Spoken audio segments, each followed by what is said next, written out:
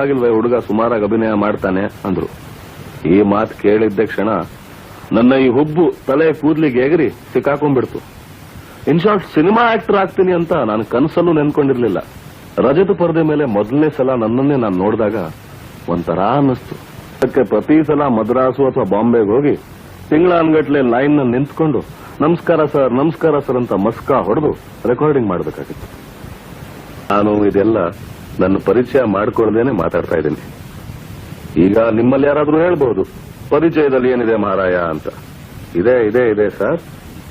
ಪರಿಚಯ ಆದ್ರೆ ನಾವು ನೀವು ಪರಸ್ಪರ ಹತ್ರ ಆಗ್ತೀವಿ. ಅಂದ್ರೆ ನನ್ನ ಮಾತು ಕೇಳಿದ್ರೆ ನಿಮಗೆ ಅಥವಾ ನಿಮ್ಮ ಮಾತು ಕೇಳಿದ್ರೆ ನನಗೆ ಒಂಥರ ಅನುಕಂಪ ಪೂರಿತವಾದ ವಾತಾವರಣ ನಿರ್ಮಿತವಾಗುತ್ತೆ. ಅದಕ್ಕೆ ಪರಿಚಯ. ನನ್ನ ಹೆಸರು ನಾಗರಕಟ್ಟೆ ಶಂಕರ ಉರ್ಫ್ ಶಂಕರ್ ನಾಗ್ ಅಂತ. ನಮಸ್ಕಾರ.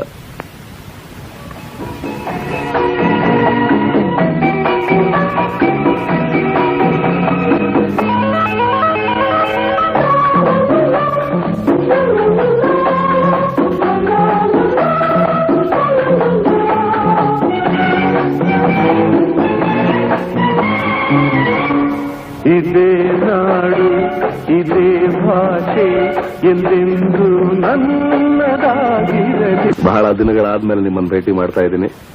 ಆದ್ರೆ ಏನ್ ಮಾಡೋದು ಪ್ರಿಯ ಅಭಿಮಾನಿಗಳೇ, ಕೆಲಸ ಅಂತ ಊರೂರು ಸುತ್ತೋದೇ ಆಯ್ತು ವಿನ ಆಲ್ ಇಂಡಿಯಾ ರೇಡಿಯೋ ಸ್ಟೇಷನ್ ಹತ್ರ ಬರೋಕ್ಕೆ ಆಗ್ಲಿಲ್ಲ. ಅಂತೂ ಇವತ್ತು ತಮ್ಮೆಲ್ಲರ ಹತ್ರ ಮಾತಾಡೋ ಯೋಗ ಆಯ್ತು. ಅದಕ್ಕೆ ಹಾಜರಾಗಿದ್ದೀನಿ. ಮತ್ತೆ ಇಂಥ ಒಂದು ಸುವರ್ಣಾವಕಾಶ ದೊರಕಿದ ಮೇಲೆ ಒಂದು ಒಳ್ಳೆ ಹಾಡು ಕೇಳಿಸ್ಕೋಬೇಕಲ್ವಾ? ಸಿನಿಮಾ ನೋಡಿ ಸ್ವಾಮಿ ನಾವಿರೋದು ಹೀಗೆ.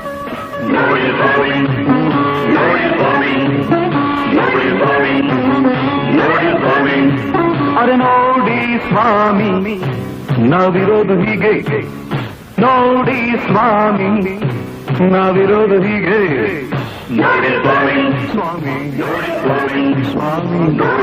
ನೋಡಿ ಸ್ವಾಮಿ ನಾವು ಹೀಗಿರೋದಕ್ಕೆ ಕಾರಣ ಒಂದಾನೊಂದು ಕಾಲ.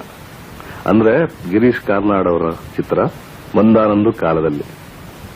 ಆ ಒಂದಾನೊಂದು ಕಾಲದಲ್ಲಿ ಅಂದ್ರೆ ಆ ಸಿನಿಮಾದಲ್ಲಿ ಕೆಲಸ ಮಾಡೋ ಅವಕಾಶ ಸಿಗೋ ಮುಂಚೆ ನಾನು ಬಹಳಷ್ಟು ನಾಟಕಗಳಲ್ಲಿ ಕೆಲಸ ಮಾಡ್ತಾ ಇದ್ದೆ.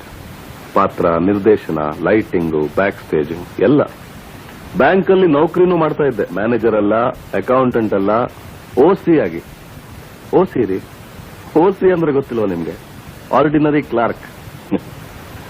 ಆ ಒಂದಾನೊಂದು ಕಾಲದಲ್ಲಿ ಸಾಯಂಕಾಲ ಬ್ಯಾಂಕ್ ನೌಕರಿ ಮುಗಿಸಿ ಒಂದು ನಾಟಕದ ರಿಹರ್ಸಲ್ ಮಾಡ್ತಿರುವಾಗ ಗಿರೀಶ್ ಕಾರ್ನಾಡ್ ಅವರು ಬಂದ್ರು, ನೋಡಿದ್ರು, ಮತ್ತೆ ಕೇಳಿದ್ರು, ಸಿನಿಮಾದಲ್ಲಿ ಪಾರ್ಟ್ ಮಾಡ್ತೀಯನೋ ಹುಡುಗ ಅಂತ.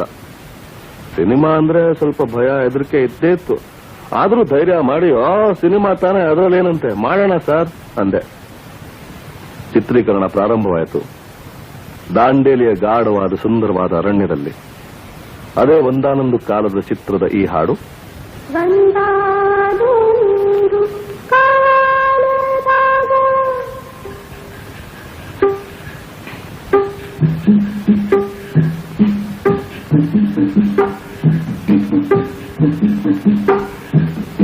ಆಳದ ಹಳಗಾವಿ ಬೆಳಕನುಟ್ಟವೋ ಹಾಳಭಾವಿಗೂ ಕಣ್ಣು ಬಂದವೋ.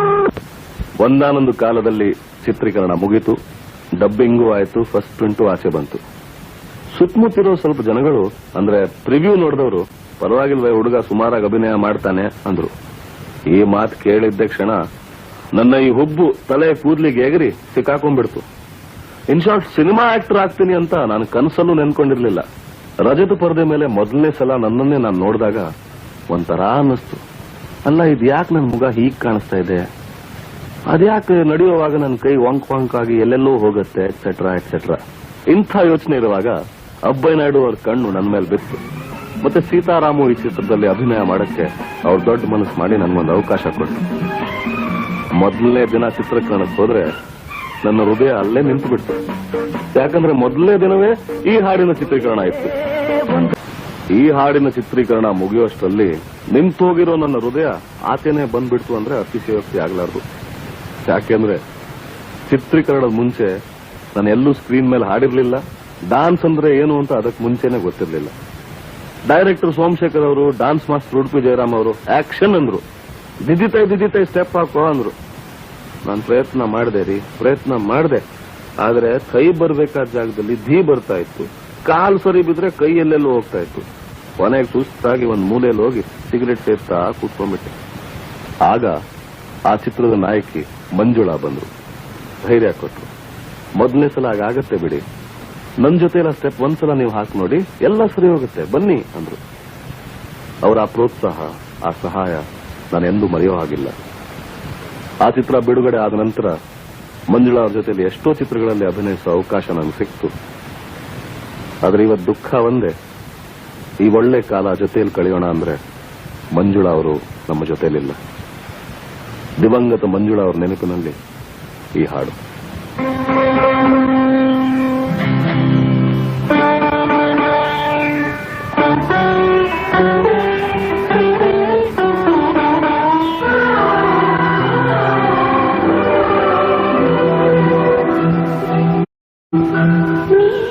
ನೀರಲು ಜೊತೆಯಲ್ಲಿ ಬಾಳೆಲ್ಲ ಹಸಿರಾದಂತೆ,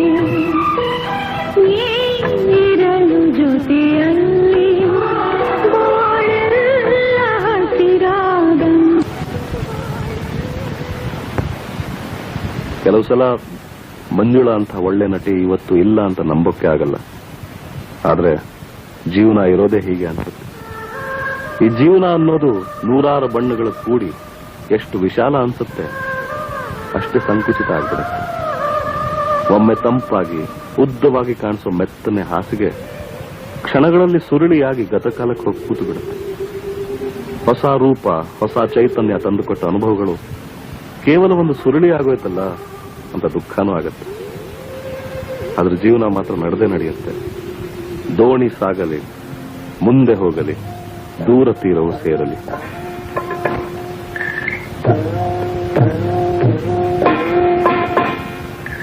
ದೋಣಿ ಸಾಗಲಿ, ಮುಂದೆ ಹೋಗಲಿ, ದೂರ ತೀರವ ಸೇರಲಿ, ದೂರ ದೇಶಕ್ಕೆ ಹೋಗುವ ಅವಕಾಶ ಒಂದು ಮುತ್ತಿನ ಕತೆ ಈ ಚಿತ್ರದಿಂದ ದೊರೆಯಿತು. 2 ಕಾರಣಗಳಿಂದ. ಸಮುದ್ರದ ಆಳಕ್ಕೆ ಹೋಗಿ, ಅಂದ್ರೆ ಅಂಡರ್ ವಾಟರ್ ಹೋಗಿ ಚಿತ್ರೀಕರಣ ಮಾಡಬೇಕಾಗಿತ್ತು. 2ನೇದು, ನೀರಲ್ಲಿ ಆಕ್ಸಿಜನ್ ಮಾಸ್ಕ್ ಅಥವಾ ಯಾವ ಸಹಾಯ ಇಲ್ಲದೆ ಚಿತ್ರೀಕರಣ ಮಾಡಬೇಕಾಗಿತ್ತು. ಸ್ವಲ್ಪ ಕಷ್ಟನೇ ಆಯ್ತು. ಕೊನೆಗೂ ಕೆನಡಾಗೆ ಹೋಗಿ ಕ್ಯಾಮೆರಾ ತಂದು, ಲಂಡನ್ಗೆ ಹೋಗಿ ಒಂದು ಆಕ್ಟೋಪಸ್ ಮಾಡಿಸಿ, ಮಾಲ್ಡೀವ್ಸ್ಗೆ ಹೋಗಿ ಜರ್ಮನ್ ಕ್ಯಾಮರಾಮ್ಯಾನ್ ಇಟ್ಕೊಂಡು ಅಂಡರ್ ವಾಟರ್ ಶೂಟಿಂಗ್ ಮಾಡಿದ್ವಿ. ಹಾಡು, ಈ ಹಾಡಿನ ರೆಕಾರ್ಡಿಂಗು ಬೆಂಗಳೂರಿನ ನಮ್ಮ ಸ್ಟುಡಿಯೋಲೇ ಆಯಿತು. ಅದಕ್ಕೆ ಮುಂಚೆ ನಾವು ಸಿನಿಮಾ ಹಾಡುಗಳು ಅಥವಾ ಬ್ಯಾಕ್ ಗ್ರೌಂಡ್ ಮ್ಯೂಸಿಕ್ ರೆಕಾರ್ಡ್ ಮಾಡಬೇಕು ಅಂದ್ರೆ ಮದ್ರಾಸು ಅಥವಾ ಬಾಂಬೆಗೆ ಹೋಗಿ ಮಾಡಬೇಕಾಗಿತ್ತು. ಯಾಕಂದ್ರೆ ಆ ರೆಕಾರ್ಡಿಂಗ್ ಸೌಲಭ್ಯಗಳು ನಮ್ಮ ಕರ್ನಾಟಕದಲ್ಲಿ ಇರಲಿಲ್ಲ ಅಂತ. ಅದಕ್ಕೆ ಪ್ರತಿ ಸಲ ಮದ್ರಾಸು ಅಥವಾ ಬಾಂಬೆಗೆ ಹೋಗಿ ತಿಂಗಳಾನ್ಗಟ್ಲೆ ಲೈನ್ ನಲ್ಲಿ ನಿಂತ್ಕೊಂಡು ನಮಸ್ಕಾರ ಸರ್ ಅಂತ ಮಸ್ಕಾ ಹೊಡೆದು ರೆಕಾರ್ಡಿಂಗ್ ಮಾಡಬೇಕಾಗಿತ್ತು. ಕನ್ನಡ ಚಲನಚಿತ್ರ ನಿರ್ಮಾಪಕರ ಈ ಸ್ಥಿತಿ ನೋಡಿ ಅಯ್ಯೋ ಅನ್ನಿಸ್ತು. ಅಂದ್ರೆ ಸಿನಿಮಾ ತೆಗೆಯೋದು ಕನ್ನಡದಲ್ಲಿ, ನೋಡೋ ಪ್ರೇಕ್ಷಕರು ಕನ್ನಡಿಗರು, ಮತ್ತೆ ಸಂಗೀತ ರೆಕಾರ್ಡ್ ಮಾಡೋದು ಮಾತ್ರ ಮದ್ರಾಸ್ನಲ್ಲಿ ಅಂತ ಬಹಳ ಯೋಚನೆ ಆಗ್ಬಿಟ್ಟಿತ್ತು. ಆಗ CVL ಶಾಸ್ತ್ರಿ, ಅನಂತ್ ನಾಗ್, ರಮೇಶ್ ಭಟ್, ಸೂರ್ಯರಾವ್ ಅಂತ ಸ್ನೇಹಿತರ ಹತ್ರ ಆರ್ಥಿಕ ಸಹಾಯ ಕೇಳಿಕೊಂಡು ಬೆಂಗಳೂರಿನ Karnataka film chamber of commerce ಅವರ ಬೆಂಬಲದಿಂದ ಈ ರೆಕಾರ್ಡಿಂಗ್ ಸ್ಟುಡಿಯೋ ಮುಖ್ಯಮಂತ್ರಿಗಳಾದ ರಾಮಕೃಷ್ಣ ಹೆಗಡೆ ಅವರಿಂದ ಉದ್ಘಾಟನೆ ಆಯಿತು. ಕರ್ನಾಟಕದಲ್ಲೂ ಸಿನಿಮಾ ಸಂಗೀತ ಕೂಡ ಬಾರಿಸೋ ಒಳ್ಳೊಳ್ಳೆ ಕಲಾವಿದರು, ಮ್ಯೂಸಿಷಿಯನ್ಸ್ ಇದ್ದಾರೆ. ನಮ್ಮಲ್ಲೂ ಎಲ್ಲಾ ಸೌಲಭ್ಯಗಳಿವೆ ಅನ್ನೋ ಸಂಕೇತವೇ ಈ ಸ್ಟುಡಿಯೋ.